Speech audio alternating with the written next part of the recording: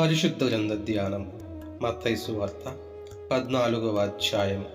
ఆ సమయమందు చతుర్థాధిపతి అయిన హేరోదు యేసును గూర్చిన సమాచారము విని, ఇతడు బాప్తిస్మమిచ్చు యోహాను, అతడు మృతులలో నుండి లేచి ఉన్నాడు, అందువలన అద్భుతములు అతని యందు క్రియారూపము లగుచున్నవని తన సేవకులతో చెప్పాను.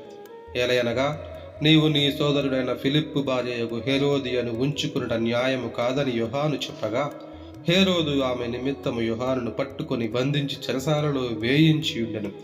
అతడు ఇతని చంపగోరెను గాని జన సమూహము ఇతనిని ప్రవక్త అని ఎంచినందున వారికి భయపడెను. అయితే హేరోదు జన్మదినోత్సవం వచ్చినప్పుడు హెరోదియా కుమార్తె వారి మధ్య నాట్యమాడి హేరోదును సంతోషపరిచెను గనుక ఆమె ఏమి అడిగినను ఇచ్చేదనని అతడు ప్రమాణపూర్వకంగా వాగ్దానము చేశాను.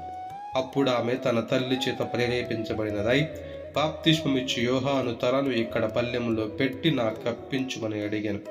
రాజు దుఃఖపడినను తాను చేసిన ప్రమాణము నిమిత్తమును తనతో కూడా భోజనమును కూర్చున్న వారి నిమిత్తమును ఈయనాజ్ఞాపించి పండ్రౌతును పంపి చెరసాలలో యోహాను తలగొట్టించెను.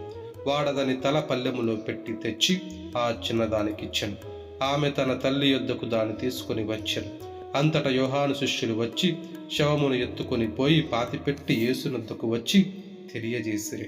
యేసు ఆ సంగతి విని ధోని ఎక్కి అక్కడి నుండి అరణ్య ప్రదేశమునకు ఏకాంతముగా వెళ్ళెను.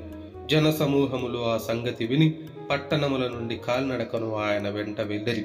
ఆయన వచ్చి ఆ గొప్ప జన సమూహమును చూచి వారి మీద కనికరపడి వారిలో రోగులైన వారిని స్వస్థపరిచెను. సాయంకాలమైనప్పుడు శిష్యులు ఆయన యొద్దకు వచ్చి, ఇది అరణ్య ప్రదేశము, ఇప్పటికే ప్రొద్దుపోయాను. ఈ జనులు గ్రామములలోనికి వెళ్ళి భోజన పదార్థములు కొనుక్కొనుటకై వారిని పంపివేయమని చెప్పిరి. యేసు, వారు వెళ్ళనక్కరలేదు, మీరే వారికి భోజనం పెట్టుడని వారితో చెప్పగా, వారు, ఇక్కడ మన యొద్ద 5 రొట్టెలను 2 చేపలను తప్ప మరి ఏమీయూ లేదని ఆయనతో చెప్పిరి. అందుకు ఆయన, వాడిన నా యొద్దకు తెండని చెప్పి పచ్చిక మీద కూర్చునుడని జనులకు ఆజ్ఞాపించి ఆ 5 రొట్టెలను 2 చేపలను పట్టుకొని ఆకాశము వైపు కన్నులెత్తి ఆశీర్వదించి ఆ రొట్టెలు విరిచి శిష్యులకిచ్చెను. శిష్యులు జనులకు వడ్డించిరి. వారందరూ తిని తృప్తి పొందిన తరువాత మిగిలిన ముక్కలు 12 గంపల నిండా ఎత్తిరి. స్త్రీలను పిల్లలను గాక తినిన వారు ఇంచుమించు 5,000 మంది పురుషులు. వెంటనే ఆ జన సమూహములను తాను పంపివేయునంతలో తన శిష్యులు దోణి ఎక్కి తనకంటే ముందుగా అద్దరికి వెళ్ళవలనని ఆయన వారిని బలవంతము చేసెను. ఆయన ఆ జన సమూహములను పంపివేసి ప్రార్థన చేయుటకు ఏకాంతముగా కొండ ఎక్కిపోయి సాయంకాలమైనప్పుడు ఒంటరిగా ఉండెను. అప్పటికా దోణి దరికి దూరముగా ఉండగా గాలి ఎదురైనందున అలల వలన కొట్టబడుచుండెను. రాత్రి 4వ జామున ఆయన సముద్రం మీద నడుచుచూ వారి యొద్దకు వచ్చాను. ఆయన సముద్రం మీద నడుచుట శిష్యులు చూచి తొందరపడి భూతమని చెప్పుకొని భయము చేత కేకలు వేసిరి.